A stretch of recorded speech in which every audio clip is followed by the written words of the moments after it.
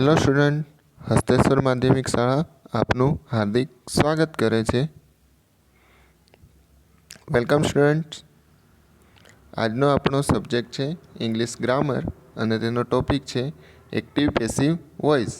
Last time આપણે first લેક્ચરમાં active passive વોઇસના base form વિશે ભણ્યું, તેના સિમ્પલ રૂલ્સ મીન્સ કે રૂટ રૂલ્સ. ત્યાર પછી સિમ્પલ પ્રેઝન્ટ ટેન્સમાં કઈ રીતે એક્ટિવ પેસિવમાં રૂપાંતરિત થાય છે તે જોયું. આજે આપણે આગળનું જોઈશું કે સિમ્પલ પાસ્ટમાં કઈ રીતે એક્ટિવ પેસિવનું રૂપાંતર થાય છે અને કેવી રીતે પ્રક્રિયા થાય છે. તો ચાલો જોઈએ. સિમ્પલ પાસ્ટ તમને સ્ક્રીન પર જોવાય છે, ધ સિમ્પલ પાસ્ટ ટેન્સ. તો એમાં અહીંયા સિમ્પલ પાસ્ટ ટેન્સના રૂલ્સ આપ્યા છે, જોઈ શકો છો તમે, બરાબર છે. તો એક્ટિવ વોઇસમાં શું ફેરફાર થશે અને પેસિવ વોઇસમાં એક્ટિવનો પેસિવમાં કેવી રીતે રૂપાંતર થશે એ જોઈએ. તો વી use second form of verb, એટલે કે વર્બનું સેકન્ડ ફોર્મ V2, એટલે કે ભૂતકાળનું રૂપ. ધારો કે કમ હોય તો તેનું ભૂતકાળ શું થશે? કેમ. કેચ હોય તો કોટ. તો એવી રીતે આપણે સિમ્પલ પાસ્ટમાં ટેન્સમાં શીખી ગયા કે એમાં વર્બનું V2 રૂપ મુકાશે, એટલે કે ભૂતકાળનું રૂપ મુકાશે. એથી અહીંયા કહ્યું છે કે we use second form of verb. જ્યારે પેસિવ વોઇસમાં સિમ્પલ પાસ્ટનું શું થશે? તો ભૂતકાળમાં ટુ બીના રૂપો was were plus third form of verb, એટલે કે કમ હોય તો કમ, કેમ ને કમ. કેચ હોય તો કેચ, કોટ, કોટ. તો પાસ્ટ પાર્ટિસિપલ અહીંયા મુકાશે, એટલે કે V3 ફોર્મ વર્બનું મુકાશે. એક્ઝામ્પલ દ્વારા તમને વધુ સરળ રીતે સમજી શકાશે. તો પ્રથમ છે ગર્લ ક્લિક્ડ સેલ્ફી, બરાબર છે. તો અહીંયા તમને આપ્યું છે સામે પેસિવ વોઇસ એનું, તો સેલ્ફી એ એનું કર્મ થયું. ગર્લ ક્લિક્ડ સેલ્ફી, તો કોણ સેલ્ફી ક્લિક કરે છે? તો હુ વડે જ્યારે વાક્યને પ્રશ્ન પૂછીએ તો આપણને શું મળશે? કર્તા મળશે. અને જ્યારે વોટ વડે પ્રશ્ન પૂછીએ તો શું મળશે? કર્મ. તો હુ તો કોણ? તો ગર્લ ક્લિક કરે છે સેલ્ફી. અને ગર્લ શું કરે છે? તો ગર્લ સેલ્ફી ક્લિક કરે છે. તો સેલ્ફી એ કર્મ થયું, જ્યારે ગર્લ એ શું થયું? કર્તા થયો. તો પેસિવ વોઇસમાં આપણે પહેલાં જ લેક્ચરમાં જોયા હતા કે કર્મ શું હોય? કર્મનું પ્રાધાન્ય હોય. તો પહેલું છે શું છે? Selfie was clicked by girl. કેમ કે પેસિવ વોઇસમાં શું વપરાશે? ટુ બીના રૂપ અને વર્બનું ત્રીજું રૂપ, એટલે કે V3 કે પાસ્ટ પાર્ટિસિપલ. તો સેલ્ફી વોઝ પછી ક્લિક્ડ બાય ગર્લ. એ જ રીતે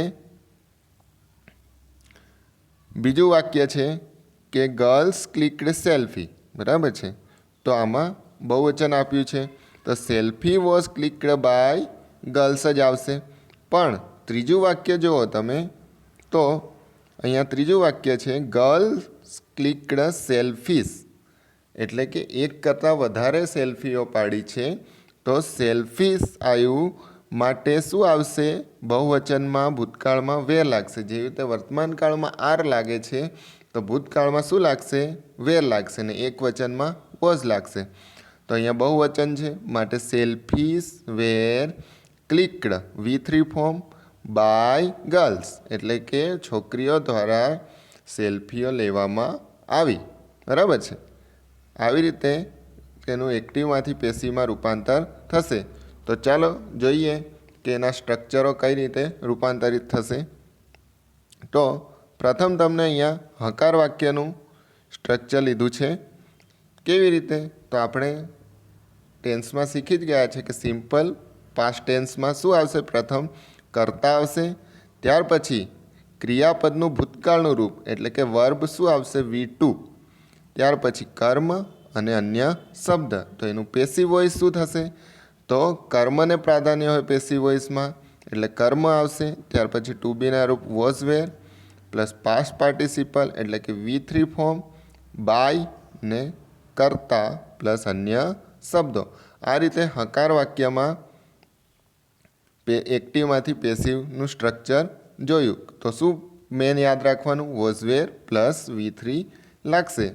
ત્યાર પછી આગળ જોઈએ તો અહીંયા એક્ઝામ્પલ લીધું છે. જો પ્રથમ એક્ઝામ્પલ છે આઈ સો અ મંકી યસ્ટરડે. મેં ગઈકાલે વાંદરાને જોયો હતો. તો અ મંકી શું જોયું હતું? તો અ મંકી એટલે શું થયું? કર્મ થયું. તો કર્મને પેસિવ વોઇસમાં પ્રાધાન્ય આપવામાં આવે. તો પહેલાં કર્તા કોણ બનશે? કર્મ.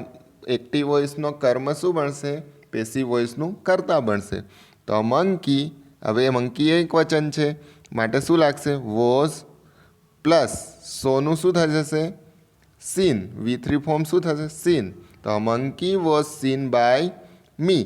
આઈની કર્મ વિભક્તિ શું થશે? By me yesterday. આ રીતે વિધાન વાક્યનું તમે પેસિવમાં ફેરવી શકો છો.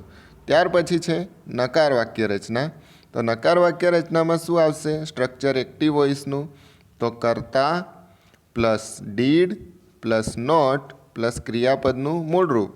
ડીડ સાથે હંમેશા શું લાગે? ક્રિયાપદનું મૂળરૂપ. ત્યાર પછી કર્મ ને અન્ય શબ્દ. એ પ્રમાણે એનું પેસિવ વોઇસમાં રૂપાંતર શું થશે નકાર વાક્યનું? તો કર્મ આવશે.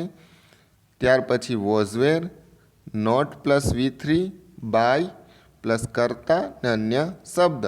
એટલે was were plus not plus V3 એટલું મેન ફોર્મ યાદ રાખવાનું. તો એનું સ્ટ્રક્ચર શું થશે? સ્ટ્રક્ચર તો આપણે જોયું. એનું એક્ઝામ્પલ જોઈએ તો you did not buy shoes every day. બરાબર છે, તમે દરરોજ શૂઝ કરી શકતા નથી. તો એમાં કર્મને પ્રાધાન્ય મળશે એટલે શૂઝ. હવે બહુવચન છે એટલે વેર લાગશે. તો શૂઝ વેર નોટ બાયનું શું થશે? Bought by you every day. આ રીતે તમે બીજું વાક્ય પણ જોઈ શકો છો. એ સ્ટ્રક્ચરને આધીન તમે એને મેચ કરી શકો છો. એવી જ રીતે તમે શીખતા રહેજો અને નોટ ડાઉન પણ સાથે સાથે કરતા રહેજો, જેવી રીતે હું બોલું છું એ પ્રમાણે. ત્યાર પછી આગળ જોઈએ તો આપણે પ્રશ્નાર્થ વાક્યનું લીધું છે સ્ટ્રક્ચર. પ્રશ્નાર્થ વાક્યને ઇંગ્લિશમાં શું કહીશું? તમે જાણતા જ હશો, ઇન્ટેરોગેટિવ સેન્ટેન્સીસ. બરાબર છે. તો એમાં શું આવશે? ભૂતકાળ છે એટલે શું આવશે? પહેલાં ડીડ પ્લસ કર્તા પ્લસ ક્રિયાપદનું મૂળરૂપ કર્મ, અન્ય શબ્દ અને પ્રશ્નાર્થ ચિહ્ન. એ ખાસ છે એટલે પ્રશ્નાર્થ ચિહ્ન પ્રશ્નાર્થમાં આવે. તો એનું પેસિવ વોઇસ શું થશે? તો પ્રથમ ટુ બીનું રૂપ શું લાગશે ભૂતકાળમાં?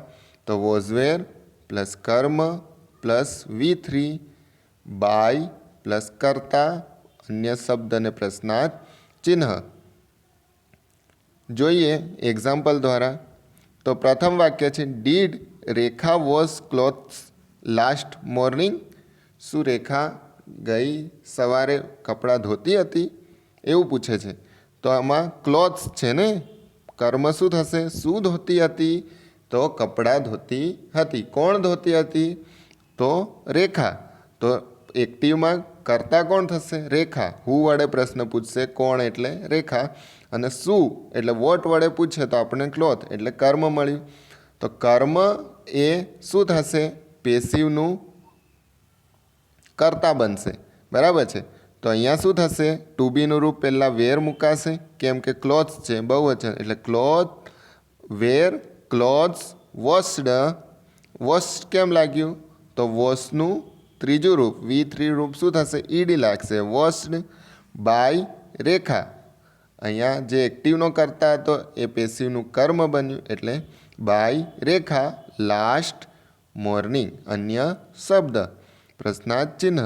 આ રીતે તમે ફેરફાર કરી શકો છો એક્ટિવમાંથી પેસિવમાં. ત્યાર પછી WH. WHમાં કઈ રીતે ફેરફાર થશે પાસ્ટ ટેન્સમાં? તો જોઈએ. એક્ટિવનું સ્ટ્રક્ચર છે WH કે હાઉ ના કોઈ પણ કે વોટ વેર વેન એ ગમે તે WH હોય. ત્યાર પછી શું આવશે? ડીડ કર્તા V1 એટલે કે મૂળરૂપ કર્મ અન્ય શબ્દ અને પ્રશ્નાર્થ ચિહ્ન. તો એનું પેસિવમાં રૂપાંતર શું થશે?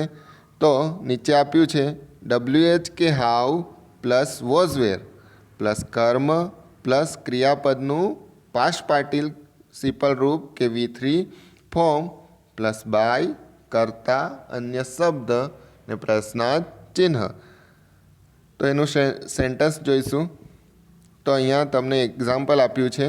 પહેલું, where did Mayank learn maths? Mayank ગણિત ક્યાં શીખે છે? તો WH વેર પહેલાં આવશે, ત્યાર પછી ટુ બીનું રૂપ વોઝ, પછી મેથ્સ, પછી લર્નનું શું થશે? Learnt, LEARNT. બરાબર છે. બાય મયંક કે મયંક દ્વારા ક્યાં ગણિત શીખાય છે એવું એનો કર્મણી પ્રયોગ થશે, એટલે કે પેસિવ વોઇસ બનાવાશે.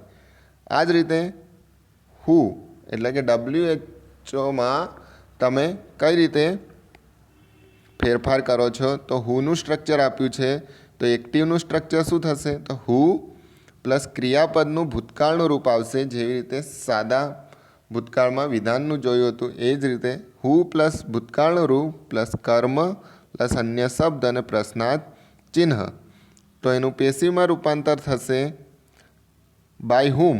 અહીંયા બાય પહેલાં લાગી જશે, બાય હુમ, પછી ટુ બીનું રૂપ વોઝ વેર પ્લસ કર્મ પ્લસ પાસ્ટ પાર્ટિસિપલ કે V3 ફોર્મ, અન્ય શબ્દ અને પ્રશ્નાર્થ ચિહ્ન. તો એનું એક્ઝામ્પલ નીચે છે. Who broke the pen yesterday? બરાબર છે. ગઈકાલે કોને પેન તોડી નાખી? તો એનું પેસિવ વોઇસ થશે by whom was the pen બ્રોકનું શું થશે? બ્રોકન યસ્ટરડે પ્રશ્નાર્થ ચિહ્ન. આ રીતે એક્ટિવમાંથી પેસિવમાં તમે હુમાં પણ ફેરવી શકો છો. સ્ટ્રક્ચર મેન ધ્યાનમાં રાખવાનું. સ્ટ્રક્ચરને આધીન તમે કોઈપણ વાક્યને એક્ટિવમાંથી પેસિવમાં સરળતાથી રૂપાંતરિત કરી શકશો. તો આ રીતે તમે નોટ ડાઉન કરી લેજો અને વ્યવસ્થિત રીતે તમારી પાકી નોટ બનાવજો. પહેલાં આપણે સિમ્પલ પ્રેઝન્ટ જોયો, હવે સિમ્પલ પાસ્ટ જોયો, અગાઉના પણ ટેન્સ જોઈશું આ રીતે. તો તમે નોટ ડાઉન કરજો અને લેક્ચર જોતા રહેજો. બરાબર છે. ત્યાર સુધી વાંચતા રહેજો. Thanks for listening. God bless you to all. Stay tuned students. Have a good day.